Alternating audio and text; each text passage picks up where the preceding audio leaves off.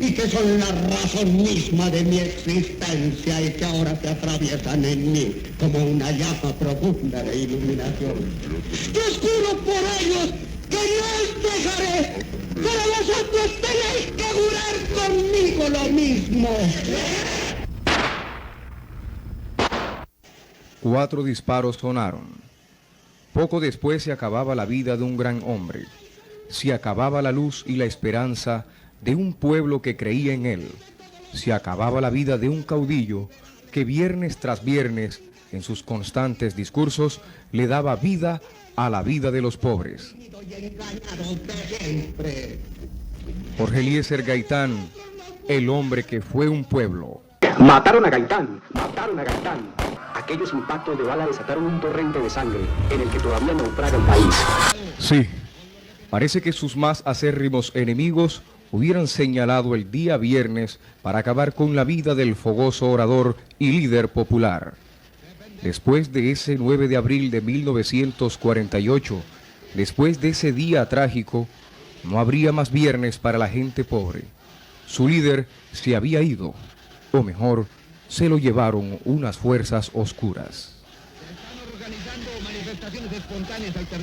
El asesinato de Gaitán produjo un levantamiento urbano de grandes proporciones, conocido como el Bogotazo. Este comenzó a las 2 de la tarde, una hora después del atentado. No menos de 10.000 personas enfurecidas asediaban el Palacio Presidencial, y pronto importantes edificios públicos comenzaron a arder.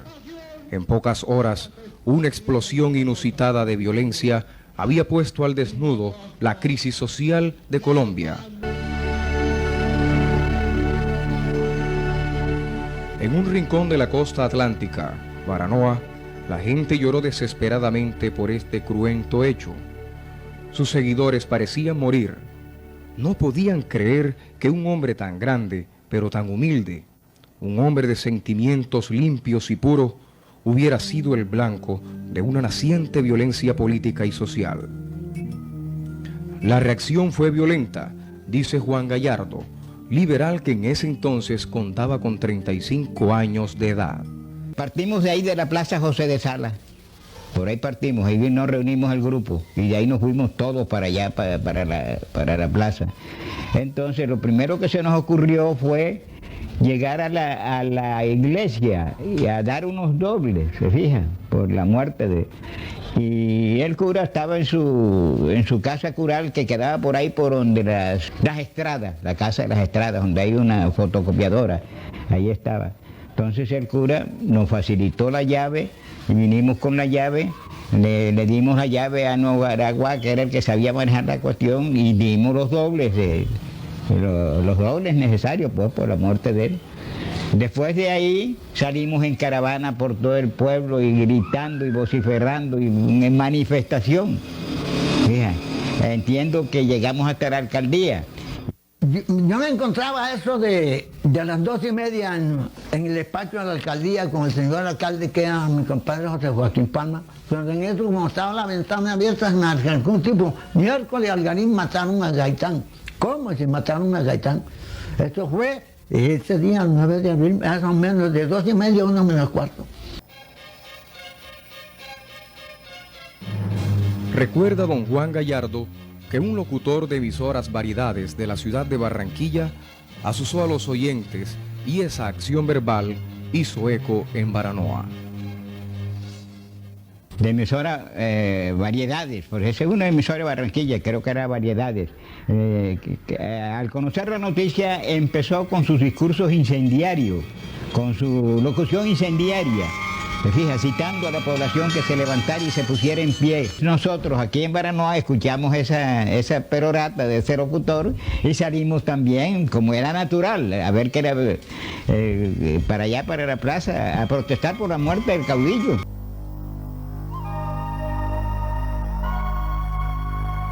Otro patriarca liberal, concejal en ese entonces, don Eliezer Sierra Ortega, el más grande admirador de Gaitán, dice que Baranoa no se copió de lo que ocurrió en el interior del país. Y Baranoa entonces, no es que se copiara, sino el fervor liberal hizo. Y yo regresé más o menos a las 11 de la noche de Barranquilla y estaba la plaza totalmente llena, y en mi carácter de liberal y concejal hice uso de la palabra llamando a la calma, pero cada liberal era el partido que se representaba.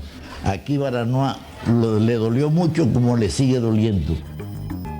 Por este hecho violento se pretendía deponer a don José Joaquín Palma, alcalde en ese entonces de Baranoa. Don Juan Gallardo, amigo del general como se le conocía a don José Joaquín, creyó que el alcalde amigo nunca sintió la muerte de Gaitán. No le veíamos a él que estuviera sintiendo la muerte, en fin, la muerte del doctor Gaitán. Pero no, como éramos amigos de José Joaquín, mi hermano Jorge y yo, esa cuestión no pasó de mucho. Entonces nos fuimos para recorrer las calles de Baranoa.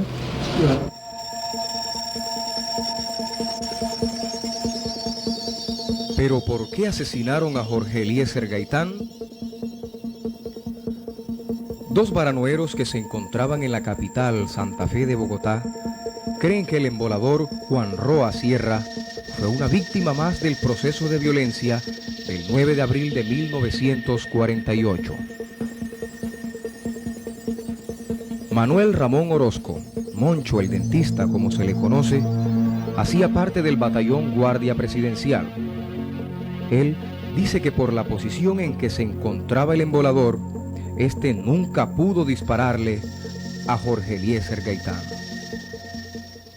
Cuando nosotros vimos al doctor Gaitán muerto, tirado en el suelo, le analizamos el punto de los disparos, ¿no? Tenía uno en todo el occipital y tenía uno un poquito más abajo de la nuca. Eran mortales esos disparos, imposible de salvarlo, ¿no? Claro, lo llevaron a las clínicas, pero no pudieron salvarlo, porque ya él prácticamente, cuando llegó a la clínica, yo me supongo que ya había muerto. Por eso que suponemos de que no fue Juan Roa Sierra que lo mató, sino otros francotiradores que estarían en otro lugar, ¿no? Pero en la parte atrás de él. Juan Roa fue mirado como el asesino y perdió la vida por su propia imprudencia. Porque él lo encontraron disparando en el aire, pero en la acera contraria, donde mataron a Gaitán. Y cuando lo vieron disparando, los emboladores que estaban por ahí, cierta gente desocupada, trataron de cogerlo cuando bajaron una cortina de una farmacia, pero lograron cogerlo por la chaqueta, ¿sí? Y lo jalaron hacia afuera y lo cogieron a golpe.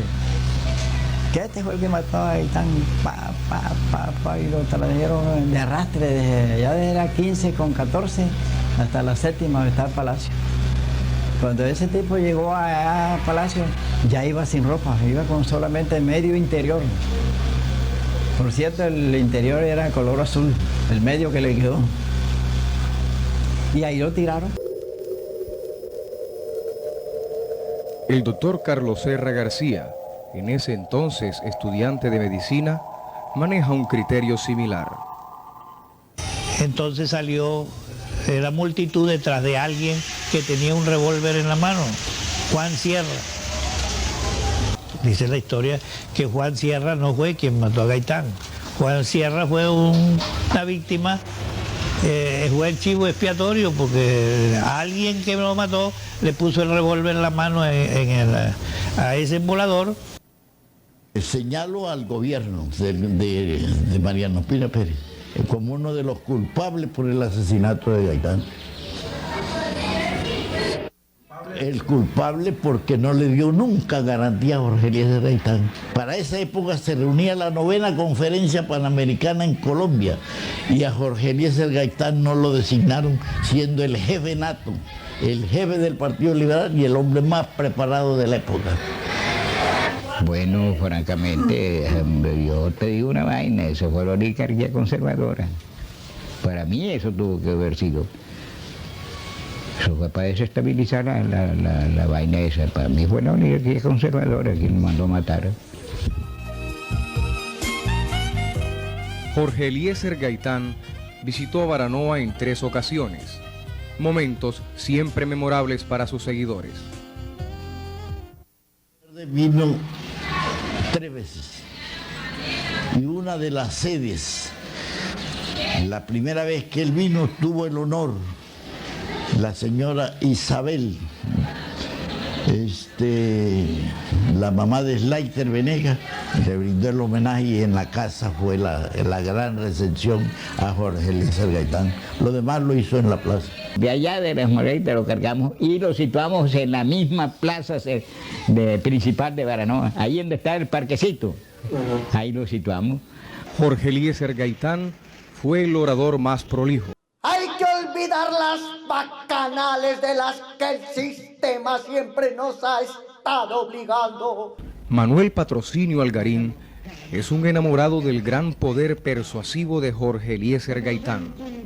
Cuando escucha las grabaciones de sus discursos, quisiera que algo extraño ocurriera y poder trasladarse allá, trasladarse a aquel lugar, a aquel momento que nunca volverá. En Colombia considero yo que han existido 2 hombres grandes desde ese punto de vista. Uno se llamó Laureano Gómez.